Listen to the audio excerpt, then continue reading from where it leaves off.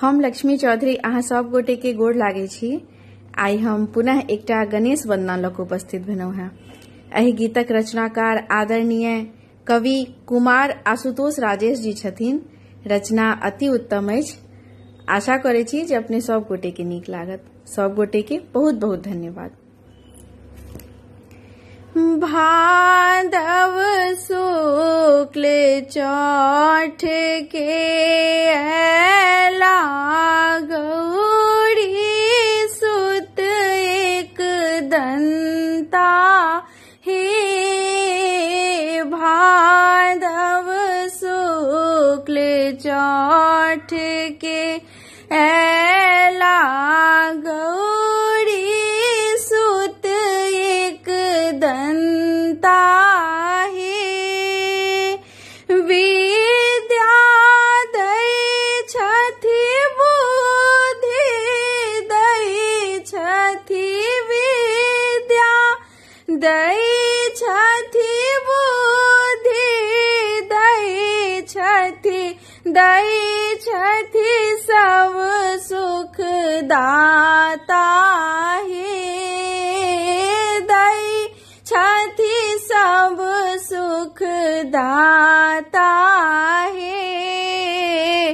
कोनो यज्ञ में सबसा पहिने हिनके पूजन होय छनि हे। कोनो यज्ञ में सबसा पहिने हिनके पूजन होय छनि हे। भादव शुक्ल चौठ के अयला गौरी सुत एक दंता हे। असुर मारि संताप मिटौलनि असुर मारि संताप मिटौलनि मंगल मूर्ति कहावथि हे। मंगल मूर्ति कहावथि हे।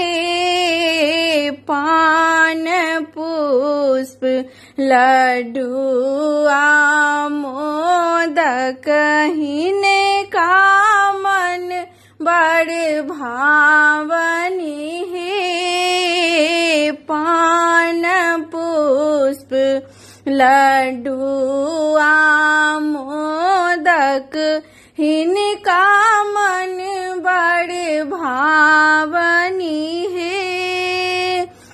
शीश झुका सब कियो बड़ मांगू शीश झुका सब कियो बड़ मांगू मन वांछित फल देता हे। मन वांछित फल देता हे।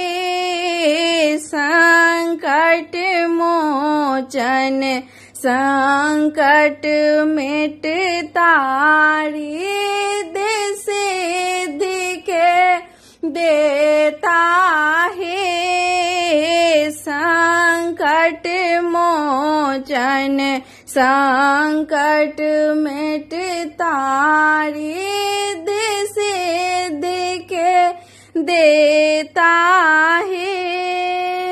संकट मोचन संकट मिटता संकट मोचन संकट मिटता रिद्धि सिद्धि के देता है। रिद्धि सिद्धि के देता है। भादव शुक्ल चौठ के अयला गौरी दंता हे भादव शुक्ल चौठ के ऐला गौरी सुत एक दंता